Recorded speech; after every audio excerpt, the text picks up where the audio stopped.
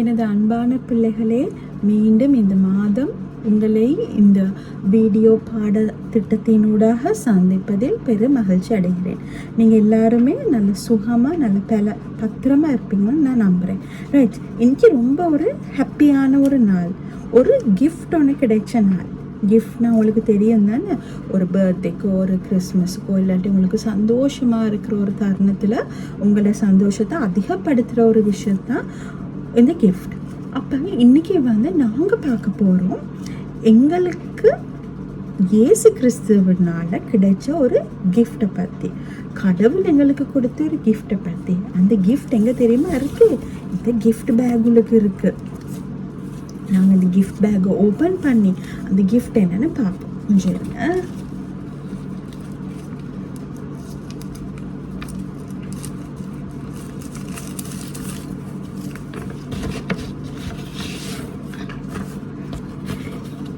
இதுதான் அந்த கிஃப்ட். பரிசுத்த ஆவி. அது கேமராவில் காட்டக்குள்ள மற்ற மாதிரி விளங்குது எழுத்துகள். ஆனால் எங்களுக்கு கிடைக்கப்பெற்ற மிகப்பெரிய கிஃப்ட் பரிசுத்த ஆவி. இந்த பரிசுத்த ஆவி எப்படி எங்களுக்கு கிடைக்குது, எங்கே கிடைக்குது, எந்த தருணத்தில் கிடைக்க போகுதுன்னு தான் நாங்கள் இன்னைக்கு பாடத்தில் பார்க்க போகிறோம். நீங்கள் எல்லோரும் இன்றைக்கி சர்ச் போயிருப்பீங்க தானே. இன்னைக்கு ஒரு ஸ்பெஷல் சண்டே. என்ன சண்டே? ஃபாதர் அதை பற்றி நிறைய கதைச்சிருப்பார் தானே. யாராவது சத்தமாக சொல்லுங்கள் பார்ப்போம். ரைட், இன்னைக்கு பெந்தேகோஸ்தே நாள், அதாவது திருச்சபை பர்த்டே. இன்னைக்கு தான் எங்களோட திருச்சபை கட்டி எழுப்பப்பட்ட அல்லது உருவான ஒரு நாள். அதுக்கு எங்களுக்கு கிடைச்ச கிஃப்ட் தான் இந்த பரிசுத்த ஆவி. இந்த ஆவின்னு சொல்கிற சொல் நீங்கள் கேள்விப்பட்டிருப்பீங்க தானே.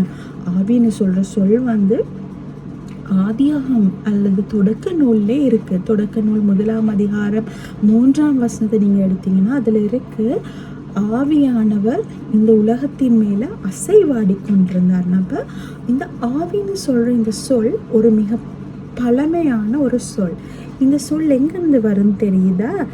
எபிரேய மொழியில் ருவாக் எனும் அர்த்தம். எபிரேய சொல் ஒன்று இருக்குது, ருவாக். அதன் அர்த்தம் ஆவி. அதிலிருந்து வந்த இந்த சொல் தான் காற்று. எப்படின்னா, காற்று எங்கே இருக்குது, எங்கேருந்து வருது, எங்கேருந்து போகுதுன்னு எங்களால் சொல்ல முடியாது. ஆனால் அந்த இடத்துல காற்று இருந்தால் அது எங்களால் நல்லாவே உணர முடியும். யோசித்து பாருங்கள். இப்போ இந்த நாட்கள் சரியான சூடு தானே. இந்த சூடான காலப்பகுதியில் நீங்கள் வெளியில் போகும்போது ஒரு குளிர்ச்சியான காற்று உங்களை கடந்து சென்றால் நீங்கள் அதை உணர்வீங்க தானே. உங்களோட மனதுக்கும் உங்களோட மேலுக்கும் உங்களோட சரீரத்துக்கும் ரொம்ப சுகமாக இருக்கும். அதே மாதிரி தான் கடவுளுடைய ஆவி எங்களிடம் இருக்கும் போது எங்களால் அதை உணர முடியும், மற்றவர்களால் அதை உணர முடியும். ஆகவே இந்த பரிசுத்த ஆவியை கடவுள் அவருடைய சீஷர்களுக்கு, இயேசு கிறிஸ்து அவருடைய சீஷர்களுக்கு கொடுத்த நாள் தான் பெந்தேகோஸ்தே நாள். இயேசுவானவர் விண்ணேறும் போது நீங்கள் இயேசுவானவர் என்ன சொல்லிட்டு போகிறாரு? நான் உங்களுக்கு ஒரு ஸ்பெஷல் கிஃப்ட் அனுப்புவேன். அந்த ஸ்பெஷல் கிஃப்ட் தான் பரிசுத்த ஆவி. அப்போ இந்த பெந்தேகோஸ்தே நாள்னா என்னது? பெந்தேகோஸ்து சொல்கிறது 50 குறிக்கும். அப்போ யூதர்கள் பஸ்கா பண்டிகையை கொண்டாடிய பின்பு வரும் 50வது நாள் தான் இந்த பெந்தேகோஸ்து நாள். இந்த பெந்தேகோஸ்து நாளில் ஏன் எல்லாரும் எருசலேம் போகிறாங்க? என்ன ஸ்பெஷாலிட்டி இருக்குது எருசலேம் போகிறதுக்கு? எருசலேம் ஏன் போகிறாங்கன்னு தெரியுமா? அவங்க எருசலேமில் அவங்களுடைய அறுப்பின் முதலாவது பலனை கொடுக்கறதுக்கு, படைக்கிறதுக்கு போவாங்க. கோதுமை, தானியங்கள், பழங்கள் அவங்க அறுவடை செய்து அவங்களுடைய அறுவடையின் முதற் பலனை கொடுக்க போகிறாங்க. முதற் பலனை கொடுக்க போகும்போது என்ன நடக்குது?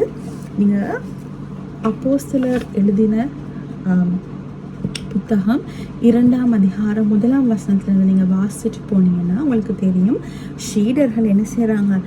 ஒரு மனப்பட்ட ஒரு இடத்துல கூடியிருக்கிறாங்க. சீடர்கள் எல்லாருமே ஒரே சிந்தை, ஒரே நோக்கம், ஒரு மனப்பட்டு ஒரு இடத்துல கூடியிருக்காங்க. அப்போ என்ன நடக்குது? ஒரு சடுதியான ஒரு இடி முழக்கம் மாதிரி ஒரு சத்தம் உருவாகி அந்த அறையை நிரப்பிச்சு.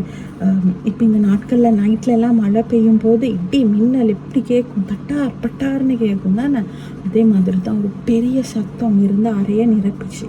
அறையை நிரப்பின பிறகு அக்கினிமயமான பிளவுபட்ட நாவுகள் அவங்க ஒவ்வொருத்தர் மேலேயும் வந்து இறங்குது. அப்போ அவங்களுக்கு என்ன ஸ்பெஷல் கிஃப்ட் கிடைக்கிது?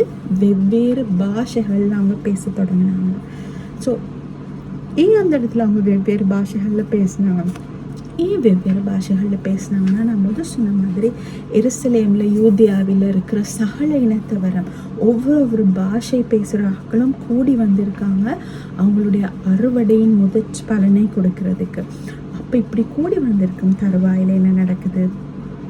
பேதுரு எழும்பி தைரியமாக பிரசங்கம் செய்கிறாரு. இயேசு கிறிஸ்து அவர்களுடைய வாழ்க்கையில் செய்த காரியங்கள், இயேசு கிறிஸ்துவினுடான அவரோட பயணித்த அந்த பயணத்துக்கான அந்த சாட்சியை அவங்க பகர்றாங்க.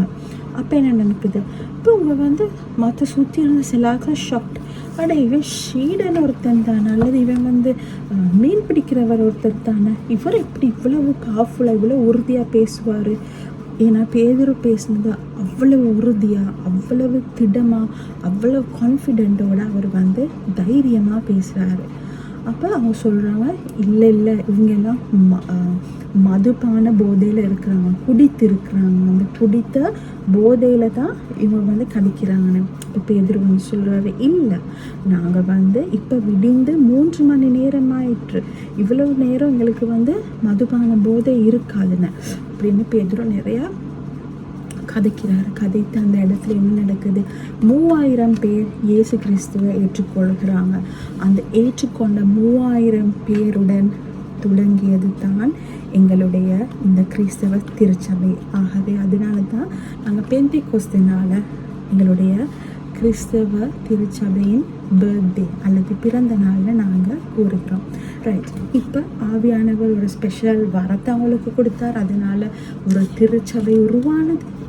ஆனால் அது மாத்திரம் இல்லை நடக்குதாங்க. அங்கே என்ன நடக்குது?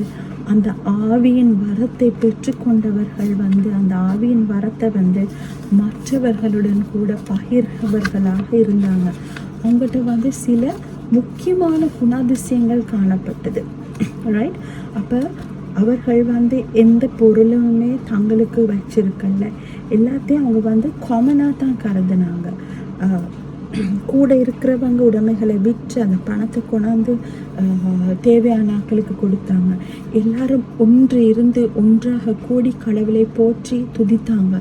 எல்லாருமே ஒன்றாக அப்பம் பிட்டு அவங்க சாப்பிட்டாங்க. இப்படி ஆதிச்சிறுச்சபை ரொம்ப ஒற்றுமையாக, ரொம்ப அந்நியோன்யமாக தூயாவின் வழிநடத்தினால, கிருபையினால் எங்களுடைய ஆவியின் திருச்சபை ஓங்கி இயேசுவானவர் மறைத்து இத்தனை நூற்றாண்டு காலமும் எங்களுடைய திருச்சபை உறுதியாக கட்டி எழுப்புவதற்கு இந்த ஆவியானவரின் வழிநடத்தல் மூலமாக கிடைத்த அந்த ஒன்றாயிருக்கிறது, உடைமைகளை பிரிக்கிறது, உணவை பகிர்றது, கடவுளை போற்றுறது போன்ற காரியங்களை அவங்க செஞ்சுட்டு வந்தாங்க. ஆகவே பிள்ளைகளே, இன்னைக்கு பெந்தெகாஸ்ட் ஞாயிறில் கடவுளுடைய ஆவியை பெற்ற பிள்ளைகளாக உங்களுடைய வாழ்க்கையில், உங்களுடைய சபையில் நீங்கள் என்ன செய்ய போகிறீங்க? சின்ன காரியங்களாக இருக்கலாம், பெரிய காரியங்களாக இருக்கலாம். ஆனாலும் சிறு துளி பெரு வெள்ளம் மாதிரி நாங்கள் எடுத்து வைக்கிற சிறிய ஸ்டெப் உங்களுக்கு பெரிய வெற்றியை தரும். ஆகவே கடவுளுடைய பரிசுத்த ஆவியை பெற்ற பிள்ளைகளாகிய நீங்கள் உங்களுடைய மனதிலே ஆழமாக தியானித்து நீங்கள் அந்த பரிசுத்த ஆவியை அந்த காற்று போல மற்றவர்கள் உணர்றது எவ்வாறு, அவ்வாறு உங்களுடைய வாழ்க்கை எவ்வாறு மாற்றமடைய செய்ய போறீங்கன்னு நீங்கள் உங்களை மனதில் ஒரு தீர்மானத்தை எடுத்துக்கொள்ளுங்க. நாங்கள் கண்களை மூடி ஜெபிப்போம். அன்பும் இருக்கமுள்ள நல்ல பிதாவே, சுவாமி நீர் தந்த எங்களுக்கு இந்த மகத்தான பரிசுக்காக சோஸ்திரம் ராஜாவே. நீர் ஆண்டவரே சுவாமி எங்களுக்கு கொடுத்த பரிசுத்த ஆவியின் வல்லமையினால் ஆண்டவர் எங்களுக்கு கொடுத்த ஆவியின் வரங்களுக்காக சோஸ்திரம் ஆண்டவரே. நாங்கள் ஒவ்வொருவரும் ஆண்டவர் எங்களுக்கு கொடுக்கப்பட்ட வரங்களை இனங்கண்டு அவற்றை நாங்கள் உமது நாம மகிமைப்பட துதிக்க, உண்மை போற்ற, உமக்கு சாட்சிகளாக வாழ பாவிக்கு எங்களுக்கு கிருபை செய்யும். எல்லாவற்றும் இந்த பாதப்படியில் வைக்கிறேன் பரமராஜாவே. ஆமென்.